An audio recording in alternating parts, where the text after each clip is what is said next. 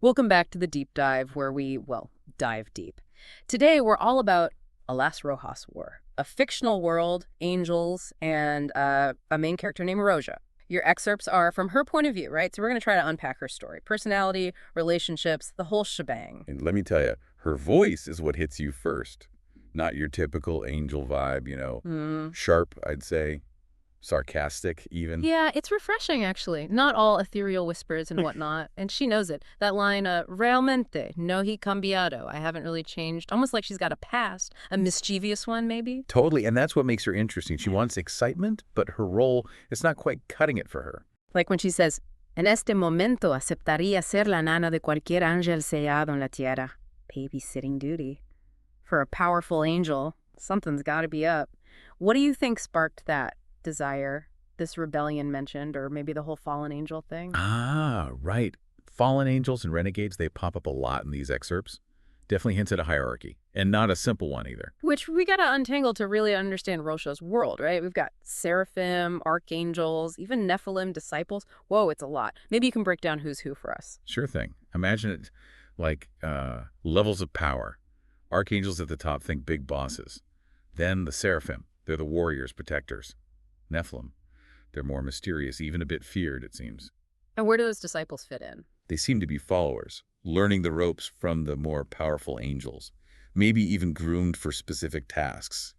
Okay, starting to get the picture.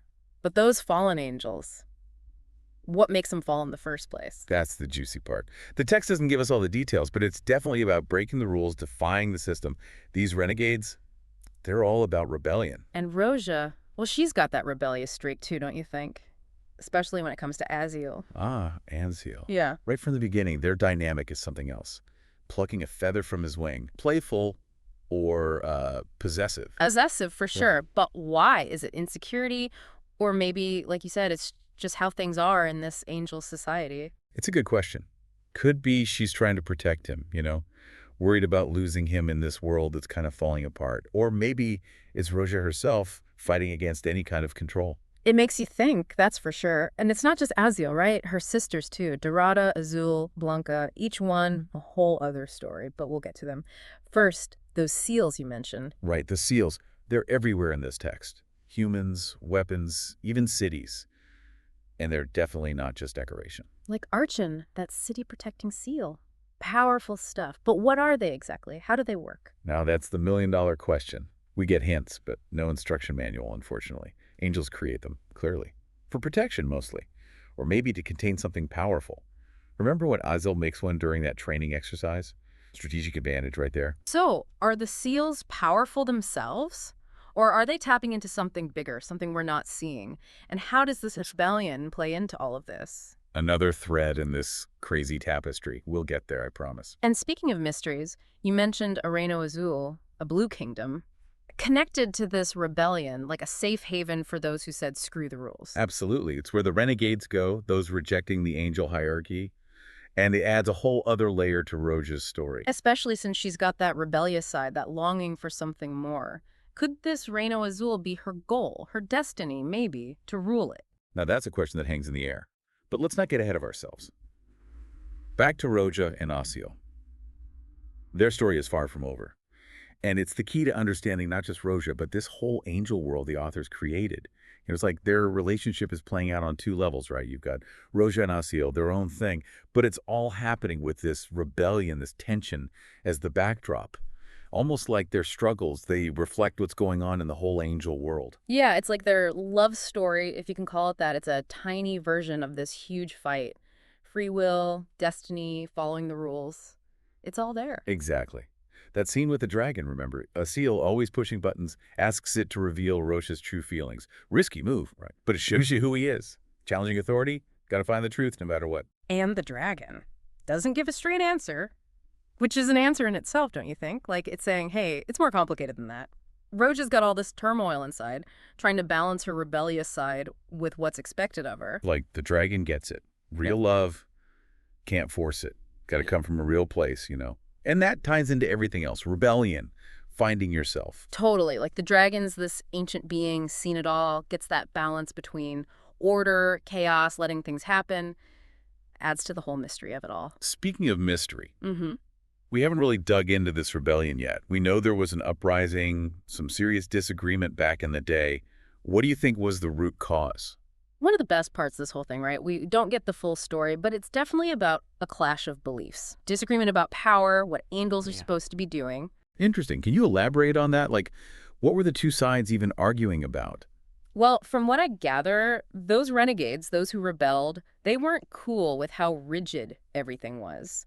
Questioning the archangels, maybe even the whole foundation of their society. Makes you wonder, what was their alternative?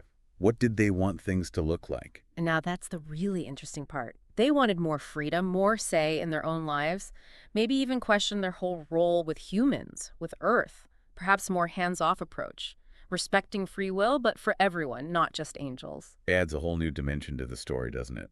And the Reino Azul, the Blue Kingdom, it becomes even more important now. It's a safe haven for those who went against the grain, a place to live by their own rules. Exactly. So where does Roja fit into all of this? She hates being restricted, but does she agree with the renegades? Could the Reino Azul be her end goal? Finding her true self there? That's the million-dollar question, and it hangs over everything. Remember her saying she wants more excitement? Almost envies those stuck on Earth. Right. And her thing with Acer, he chose to fall, a direct contrast to who Roja's supposed to be. Their whole relationship is like this tug of war between doing what's right and what feels right.